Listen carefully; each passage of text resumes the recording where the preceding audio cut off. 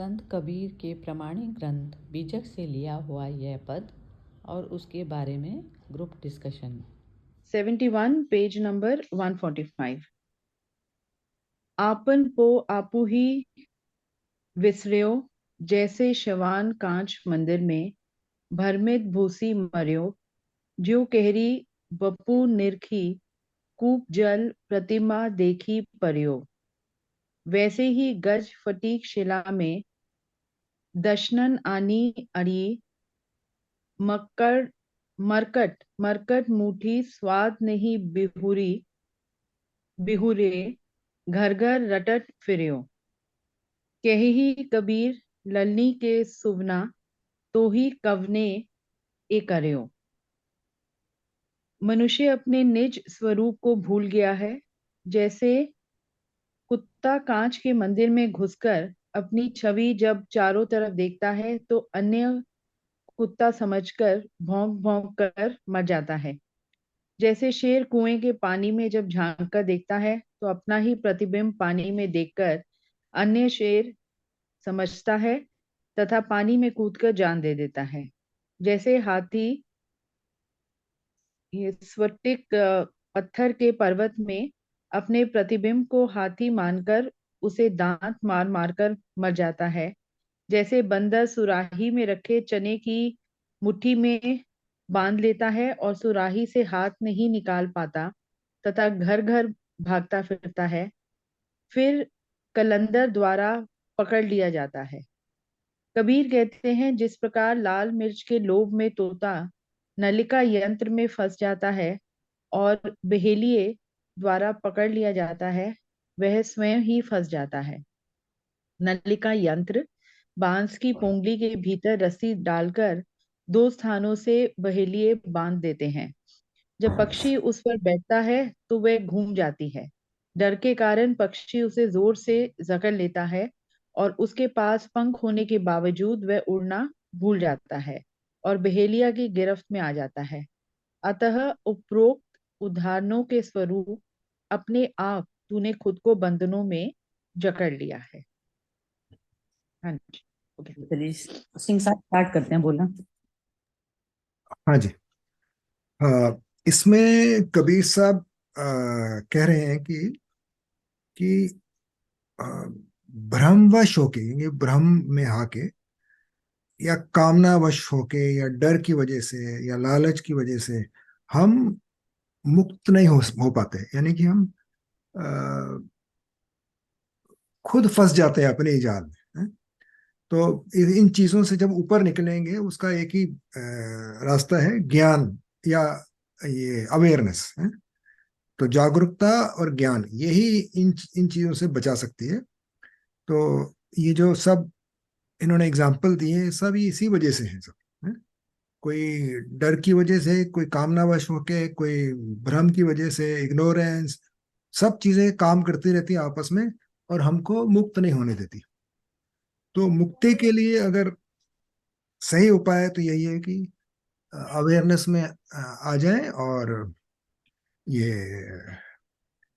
बाहर निकल जाए सब चीजों से, ज्ञान में आ जाए। ज्ञान भी इंपॉर्टेंट है, अवेयरनेस भी इंपॉर्टेंट है, तो दोनों एक साथ ही चलते हैं। ज्ञान अवेयरनेस मतलब दोनों में कोई खास फर्क नहीं है, एक ही बात है। तो बेसिकली यही कहना चाह रहे हैं इस पूरे दोहे में।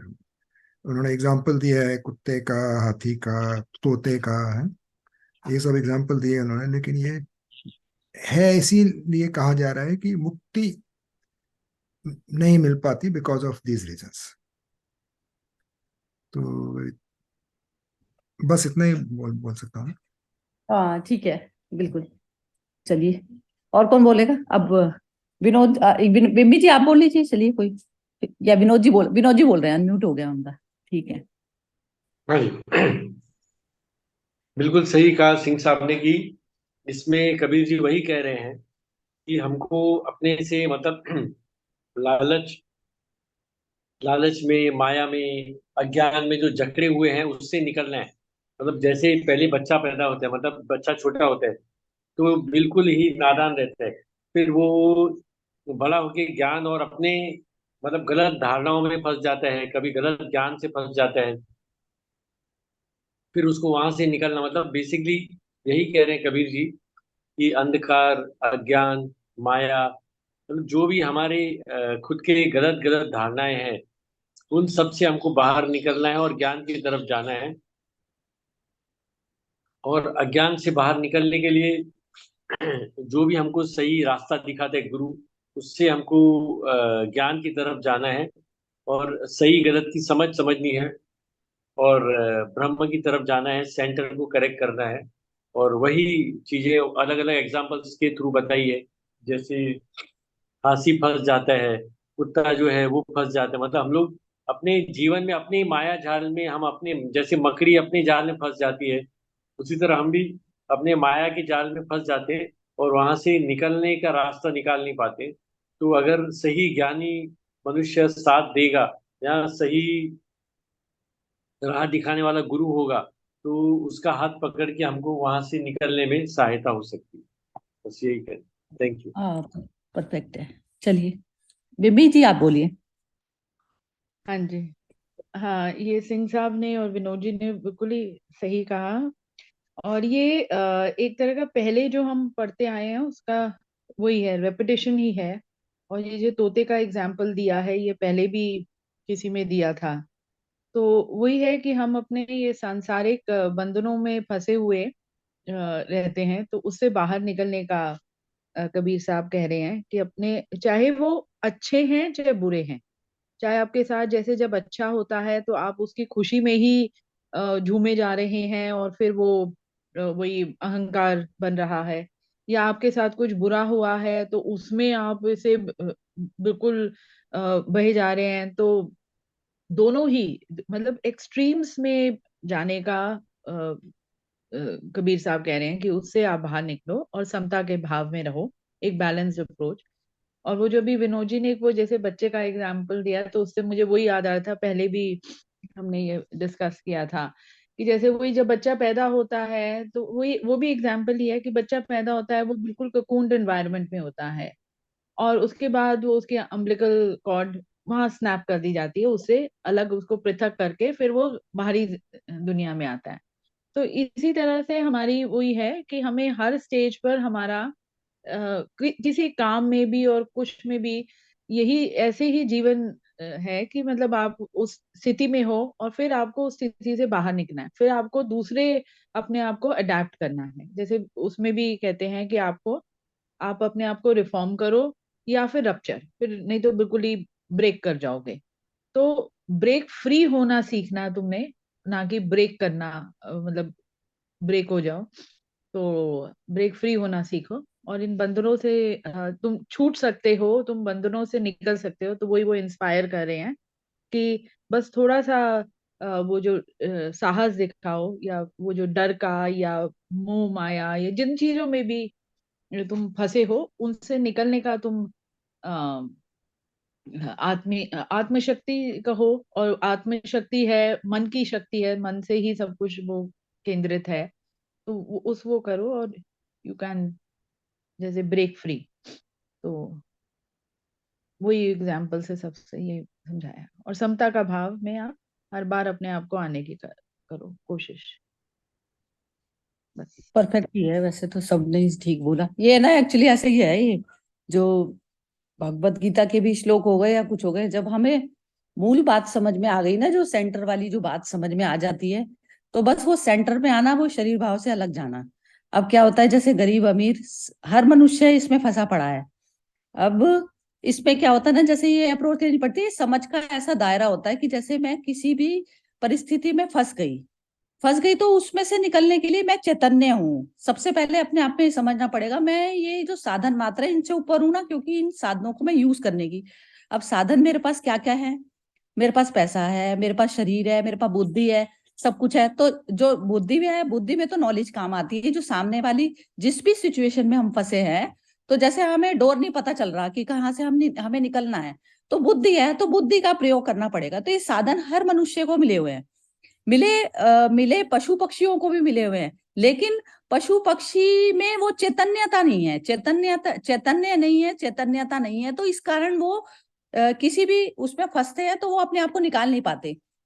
निकाल नहीं पाते ना, तो ये चैतन्यता सिर्फ मनुष्य में मिली हुई है, मनुष्य में है, लेकिन मनुष्य भी पशु पशु प्रकार का व्यवहार कर सकते हैं, जिनकी चैतन्यता जिनकी दबी हुई है, उसमें मिट्टी में दबी हुई है, तो वो मिट्टी को जैसे अपने माने हुए है ना। अब कहते हैं ना, जैसे एक कार है, तो कार, अब मैं तो ये जो सारा कुछ चलता है ना, जैसे योगा प्राणायाम ये सब चलता है, तो लोग ना इसी में फंसे रह जाते हैं। अब एक कार की है मेंटेनेंस, जब तक मेंटेनेंस वाले उसमें ही रहेगी, वो जैसे मशीन जो है उसमें रहेगी, तो वो सब चीजों का कोई फायदा नहीं ना। तो वो फायदा ये है कि वो बॉडी मेरी काम करने लायक हो गई, और फिर मैं उसको उस चीज को छोड़ दूं। तो ये सारी जगह हमारे को समझना पड़ेगा। पहले समझ का दायरा, जब इंसान मनुष्य का ऐसा हो जाता है ना, तो सारा दिन वो बॉडी के लिए नहीं सोचता। यदि बॉडी के बारे में ही सोचता रहेगा, तो वो तो फिर कुछ कर नहीं पाया ना। मुक्त मुक्त वाली पोजीशन में कब कब साधन करेगा, कब साधन करेगा। जैसे क्या होता है ना, जैसे आप ऑफिस जा रहे हैं, तो कार से जा रहे हैं, तो कार एक निमित्त मात्र हुई, फिर तो आप छोड़ देंगे, फिर आप अपना काम में लग जाएंगे। तो ये क्या होता है, जैसे गरीब अमीर सब आदमी, गरीबों को तो क्या होता है, जैसे वो पूरे 24 आवर्स उसमें रहते हैं। अब कबीर भी उस तरीके की परिस्थिति में थे। तो ये नहीं कि अपना जो है उसी में ही अपना पूरा जीवन को झोंक देना, करते हुए में अपनी अवेयरनेस रखें। अवेयरनेस मतलब अपने उस भाव में रहें कि मैं तो मुक्त आत्मा हूं ना। मुक्त आत्मा भाव इस चीज को कहा जाता है कि ये बॉडी जो है सिर्फ निमित्त मात्र है। अब ये बॉडी मिली हुई है, अब इसको मैं जो भी काम में मेरे को कुशलता हासिल है, मैं उस काम को प्रॉपर परफेक्ट ढंग से करूं। अब जब हम बॉडी भाव में आ जाते हैं ना, तो हमारे से क्या होता है, गलत चीजें होनी शुरू हो जाती। गरीब अमीर क्या होता है, गरीब आदमी सोचता है कि मैं सामने वाले की तरह से बन जाऊं, तो उसमें फिर वो छल कपट ये सब सारी चीजें, उनका राग द्वेष ईर्ष्या जलन सब चीजें जो है, प्रकृति की जो पावर्स हैं, उनका वो मिसयूज करना शुरू कर देता है। जलन करें या घृणा करें, ये सब जो चीजें हैं ना, ये घृणा भी क्या है, घृणा हमें किसी भी उससे नहीं करनी, क्योंकि है तो सभी एक ही रूप ब्रह्म का। बस ब्रह्म भूल गया अपने आप को, तो भूलते ही जो है मनुष्य योनि में आके क्या है, जैसे जानवर की तो एक वो समस्या में फंस जाएगा, फिर वो वहीं पर ही मर खप जाएगा, बस खत्म हो जाएगी कहानी। ऐसे ही हमारा भी अपना अच्छी पोजीशन पे होने के बावजूद भी हमारा भी ऐसे ही चल रहा है कि अब जैसे ज्यादा हमारे पास आ गया, तो हम लेविशली करो, लेकिन अपनी स्मृति में रह के करो सब कुछ। स्मृति क्या चीज हुई, अब उसमें क्या होता है, सुख दुख नहीं पकड़ेगा। आपने कोई मैरिज की, बहुत करोड़ों रुपया उसमें लगाया, अब लगाया, लेकिन उसमें 10 लोगों ने क्रिटिसाइज कर दिया। यदि आपने उसमें उस भाव से किया कि मेरी जो है सब जगह वाह वाह हो, तो फिर उसमें आपको दुख आ जाएगा। तो आपने जब लेविशली जब स्पेंड करें, और लेकिन अब क्या है, जब आप पहले पैसा भी आपका ठीक मात्रा से आना चाहिए। क्या है, इसमें सब कुछ कर्म का लेन देन चलता है। यदि आपने पैसा गलत सोर्स से हो या उससे करके इकट्ठा किया हुआ है, तो वो सारा जो कर्मों का जो जाल होता है ना, वो सारी चीजें हमें यहीं पे ही सॉल्व करनी पड़ती हैं। तो ये मनुष्य जब तक अपनी स्मृति में नहीं रहता ना, तो उससे गलत काम होते रहते हैं बार बार।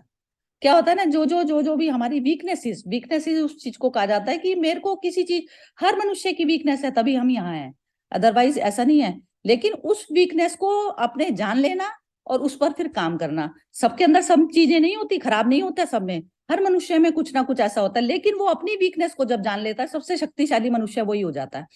अब फिर वो वीकनेस को जान लिया कि मेरी ये जो है ड्रॉबैक है मेरी पर्सनैलिटी का, तो पर्सनैलिटी जो पर्सन करके जो मैं पैदा हुई हूँ, तो उसमें मेरे को अब हर वक्त अपने उस पे जो है ऐसे आईसीयू की तरह से उस पे वॉच रखना पड़ेगा कि ये कहीं पर भी मेरे से ये वाली कमजोरी जो है वापस ना हो जाए, वो ना हो जाए। जैसे मेरे को पैसे की है, तो मैं हर जगह जो है पैसे के लिए मतलब कुछ भी गलत काम जो है कर डालूंगी, या पैसे का सही इस्तेमाल नहीं कर पाऊंगी, क्योंकि उसमें क्या है, मेरी जोड़ने की प्रवृत्ति है। जोड़ने की प्रवृत्ति है, तो वो उसमें क्या होता है, दुख तो मुझे ही आएगा। ये नहीं है कि वो किसी और को करेगा, दुख तो आपको खुद को स्वयं को ही आएगा। लेकिन बस वो जागृति स्टेट उसी चीज को कहा जाता है। तो आप इस प्रकार से बिल्कुल ऑनेस्ट वाला जो जीवन होता है ना, ऑनेस्ट वो वाला ऑनेस्ट नहीं। अब जैसे क्या होता है, कई लोगों को ना बोझ चढ़ जाता है कि एक से लिया दूसरे को, वो किसी से आपने कोई चीज उधार ली है, तो आपने जैसे कहते हैं कि ईगो ईगो क्या करती है, हमेशा कहती है मैं वापिस, चाहे वो इंसान भूल भी गया हो। लेकिन जैसे आपके सामने कोई दूसरा मनुष्य आ जाता है, तो जो बुद्ध पुरुष होते हैं ना, वो कभी भी उसको वापिस नहीं करते। वापिस मतलब उस स्टेट में नहीं करेंगे। यदि उनको कोई दूसरा जरूरतमंद दिखाई दे जाएगा ना, तो वो उस पैसे को इस्तेमाल वो कर देंगे। वो कहेंगे कि जो फिजिकल जो लेना देना है ना, बाद में सुलटा जाएगा, पहले ये वाली तो प्रॉब्लम सोल्व की जाए। लेकिन ईगो हमेशा ना उस चीज में बनी रहती है कि कहती है वो मैं तो ना क्लीन रह लूं। लेकिन बुद्ध पुरुषों का नजरिया दूसरा होता है।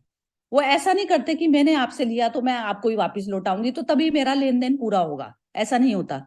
वो उस तरीके से जीते हैं कि सब सब एक ही है, एक करके जिएंगे ना, तो एक करके जिएंगे। तो मैंने तुमसे लिया, चाहे तुमको पता है कि नहीं पता, लेकिन मैंने फिर दूसरे की उस पैसे से मैंने दूसरे की सहायता कर दी।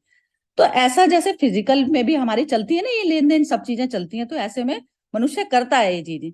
ईगो हर वक्त जो है ना अपने आप को क्लीन रखना चाहती है, वो कहती है मैं गंदगी, लेकिन ये नहीं होता नजरिया। नजरिया वो होता है जब बुद्ध पुरुष करके और एक एक टोटल एक ही का साम्राज्य का विस्तार हमने माना, तो तब हमारे कर्म जो है सही निकलेंगे। ये चीज समझनी बहुत ज्यादा जरूरी है, क्योंकि मैंने ना जैसे संसारिक लाइफ में ऐसा देखा है कि ऐसे मनुष्य जीते हैं कि दे दिया, चलो मेरा तो कोई अब लेना देना रहा नहीं, तो वो भी एक ईगो का पार्ट ही है।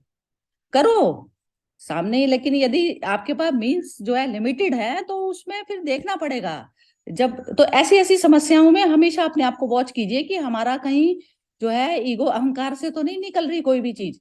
हर वक्त जो है ये चीज सोचनी पड़ेगी। एक सहज भाव में आना, कि जब प्रेम में जैसे देता है तो आदमी याद नहीं रखता ना कि मैंने क्या किया उसका। तो ऐसा वाला हमें जाना है, उस स्थिति में जाना है कि प्रेम में मनुष्य एक होके करा, एक होके भाव करा, उसने कल को लौटाए नहीं लुटाए तो मेरे मन में उसके लिए कोई गलत भावना नहीं आती, क्योंकि प्रेम में किया मैं भूल गई। प्रेम में कोई भी स्मृति नहीं बनती मेरी। तो प्रेम तत्व सिर्फ एकता में आता है हमारा, दूसरा मिट जाता है। समझ में आया? जरा इसको कोई एक्सप्लेन करे जरा, फिर उसको। हाँ जी, हाँ जी, बिल्कुल समझ में आ गया, काफी क्लियर हो गया। एक्चुअल में आपने जो पहली बात बोली कि जब समझ आ गया तो सब समझ आ गया, सेंट्रल आइडिया पता चल गया तो सब पकड़ लेते हैं। तो वो मेच्योरिटी आ जाती है ना, कि सेंट्रल आइडिया हमको पता समझ आ गया कि क्या मेन, क्या बोलते हैं, मेन पॉइंट क्या है, वो हमको क्लैरिटी मिल गई, तो सब हमको आगे समझना आसान हो जाता है। तो उसको एक तरह से वो बोलते हैं, तोल सकते हैं उस मीनिंग में। जैसे हमको एक चीज पता है तो उससे तोल सकते हैं हर चीज को, ये इसके बराबर है कि नहीं है, ऊपर है कि नीचे है कि, तो उसके हिसाब से हमको मालूम पड़ जाता है कि क्या ठीक सोच रहे हैं या गलत सोच रहे हैं। तो जैसे ये, ना वो बहुत ही स्थिरता आती है एक्चुअली ना, इससे हाँ बिल्कुल ऐसा आता है, कंप वाली स्थिति होती है ना, वो आ जाती है। हाँ वो इस बिल्कुल। प्रकार से आती है ना, जैसे आपके साथ में कोई बहुत ज्यादा बुरा भी करता है, फिजिकल भी कर देता है, समझिए कि किसी ने कुछ कर दिया, तो भी आपको गुस्सा नहीं आएगा। हाँ, गुस्सा इस ये- प्रकार से नहीं आएगा ना, वो आपके लिए नहीं कर रहा, आप उसने तो आपकी बॉडी को हर्ट किया। बॉडी को हर्ट किया तो बॉडी भाव में यदि आप नहीं रहते हैं, तो वो उसमें भी गुस्सा इस प्रकार से नहीं आता कि हमें तरस आएगा कि ये कितना दूर हो गया अपनी आत्मा से। ऐसे ऐसे बोलते हैं कि every every culprit is a victim crying in it. मतलब हमको ये सोचना है, कोई भी अगर हमसे भी कोई गलत व्यवहार करता है या हमारे से गलत करता है, तो हमको इस तरीके से सोचना है कि उसके अंदर भी कोई ऐसी भावना है जिसकी वजह से वो कर रहा है। तो एक उसके अंदर भी एक विक्टिम क्राई कर रहा है, मतलब मैं उसको भी कुछ ना कुछ कहीं से प्रॉब्लम नजर आ रहा है, इसलिए वो कर रहा है। तो थोड़ा सा ये हमको मेच्योरिटी में आके सोचना पड़ेगा। हम रिएक्ट कर देंगे, किसी ने थप्पड़ मारा तो हम भी दो दो थप्पड़ मार दें, तो वो कोई फायदा नहीं है। तो बेस्ट ये है कि वी शुड हैव कंपैशन, कि अगला इग्नोरेंस में कर रहा है या किसी वजह से कर रहा है, लेकिन उसको ठीक से समझाया जाए तो हो सकता है कि वो ठीक हो जाए। परफेक्ट। हम्म। हाँ हाँ, मोना वही तुम। संवेदनशीलता। मुझे लगता है संवेदनशीलता और अवेयरनेस दोनों ही साथ में, मतलब आप किसी चीज को देख के, वही जो हम डिस्कस कर रहे थे, एकदम भी भावुक ना हो, और सोच समझ के जहां पर आपको जैसे क्या है, वो मर्म लगाना है, वहां पर आप मर्म लगाओ। जहां पर आपको कोई वो स्टिक एंड कैरेट वाला, कि कहाँ पर स्टिक है कहाँ पर कैरेट करनी है, तो वो वहीं पर जब आप अवेयर होके कर रहे हो, तो वही वहीं पर तुम्हारी जैसे कॉन्शियस और सही डिसीजन लेने की भी आपकी पावर होगी। और संवेदनशील तो ऑफ कोर्स होना ही है, कि ये नहीं कि भी आप अपना एक ही तरफा अपना एक सोच बनाए रखो। उस सिचुएशन को समझते हुए फिर आपका होना चाहिए, तो वो समझना ही तभी आएगा जब आप संवेदनशील हो गए। इसमें ना एक एक लिमिट भी है। जैसे महाभारत क्यों हुई? हम्म। पहले श्री कृष्ण ने सब कोशिश की हर तरफ से। जब आखिर में ऐसा ऐसा सिचुएशन आ गई कि अभी कुछ नहीं हो सकता है, तो लड़ाई का ऐलान किया गया। तो बेसिकली जहां पे होता है ना, साम धाम वेद दंड जरूरी हो जाता है वहां पे। तो वहां कुछ लिमिट हमको तय करनी पड़ेगी, कहाँ पे हमको अब हमको आगे बढ़ने के लिए अभी और कोई चारा नहीं है, तो यही करना पड़ेगा। तो वो भी सही है एक तरह से। तो there is a stage where we are, depends on that. हाँ जी, मोना क्या आई बोल थिंक रही थी? जैसे, अच्छा पहले हाँ मोना को बोलने दो। नहीं नहीं हाँ नहीं जी। नहीं, बोलो बोलो, फिर वो भूल जाओगी, फिर आप भी भूल जाओगी। हाँ नहीं, जैसे हमारी कंट्री का भी देखें तो ठीक है, काफी टाइम तक हम इसी तरह से अपने आप को दूसरी कंट्रीज के आगे दबे दबे दबे, पर वो एक्सट्रीम हो गई ना कि हमें तो फिर हमारी जो अपनी काबिलियत थी या पोटेंशियल थी उसके अंदर ही हम अपने डाउट करने लगे। और पहले वही होता था कि भारत के नाम से ही वही जैसे सपेरों का राष्ट्र, और वो मतलब इतना ज्यादा हम अपने आप को कमजोर समझने लगे थे कि हर पर अब जब वही एक लीडर आया, उसने आपको अंदर से जागृत किया, और फिर हुआ कि हाँ हम कर सकते हैं। तो वही जो सिंह साहब जो कह रहे हैं वो एक एक्सट्रीम है। मतलब जैसे युद्ध में हुआ, आपने सब कुछ वो जब इतने अति होनी शुरू हो गई तो ठीक है, अब तो अस्त्र शस्त्र उठाने ही पड़ेंगे। तो वही कि कब किस सिचुएशन में क्या वो है, वही चैतन्य ये जब पता आप क्या बैठ। होता है बिल्ली जी? हाँ। जैसे युद्ध में ना, पता क्या होता है, जैसे हम सोचते हैं ना जैसे ब्लैक एंड व्हाइट में, और वो तो सत्य बोलते हैं। हम्म। ये सत्य को जब सत्य के लिए यूज किया जाता है ना, सत्य मतलब जो हमारा झूठ सच होता है ना, वो झूठ सच वाली बात थी जो उसकी थी ना। क्या नाम था इसका, जो अर्जुन का बड़ा भाई था, क्या नाम था उसका, भूल गई मैं तो। युधिष्ठिर। युधिष्ठिर। युधिष्ठिर। हाँ, तो वो उसमें ना ये नहीं देखा जाता, सत्य में ना क्या होता है, अपनी ही बात से तुम गोल हो सकते हो, जैसे इस प्रकार का चलता है काम। अपनी ही बात से गोल हो, जैसे अब मोदी जी भी है, जाके वो प्रॉमिस कुछ और कराए वहां पर जाके, प्रॉमिस मतलब जैसे कि क्या पॉलिसी रहनी है, यदि हमारा फिजिकलिटी में कोई लेन देन वैसा नहीं करना ना, तो उसमें जरूरी नहीं है कि वो चीज करें। ये कूटनीतियां अपनानी पड़ती हैं, जैसे जो चाणक्य की थी ना, तो कूटनीति ये अपनानी पड़ती है कि हमने क्या बोला था, हमारा अंदर का भाव तो कोई नहीं जान सकता। तो इस प्रकार से होता है ये ब्लैक एंड व्हाइट में। जैसे अब जितनी भी न्यूज और ये सब चीजें जो हम समझते हैं ना, तो अंदर मेंटल लेवल नहीं पता कि कौन से इससे तल से जो है ये ऑपरेट हो रही है चीज। तो वो वहां पर वो चाहिए क्लीन, वहां पर क्लीन चाहिए वो मन। तो वो अब सत्ता में आया है तो तभी तो कर पाया ना, तो वो पावर अब हम किसको देते हैं, तो उसमें जनता के अंदर भी अवेयरनेस जरूरी है। तो ऐसे ऐसे ये सिस्टम चलता है। आप देखिए कि घर हो गया या चाहे परिवार हो गया, चाहे वो कंट्री हो गई, कुछ भी हो गया ना, बर्बाद तो कुछ भी कर सकता है ना। जब मिस पावर किसी को दे दी गई, किसी मूड को दे दी गई पावर, तो वो तो मिस यूज ही करे पावर। मतलब चाहे वो वैसे पावर हो गई, पहले तो क्लीन मन का होना जरूरी है हर चीज के लिए। तो क्लीन जब तक जनता भी को भी लालच फंसा पड़ा है, जनता क्या कह रही है, जैसे सारा जो टोटल सारा जो सृष्टि है पूरी आजकल फिजिकल उसमें नीड में, एक्सरसाइजों में और इनमें लगी पड़ी है।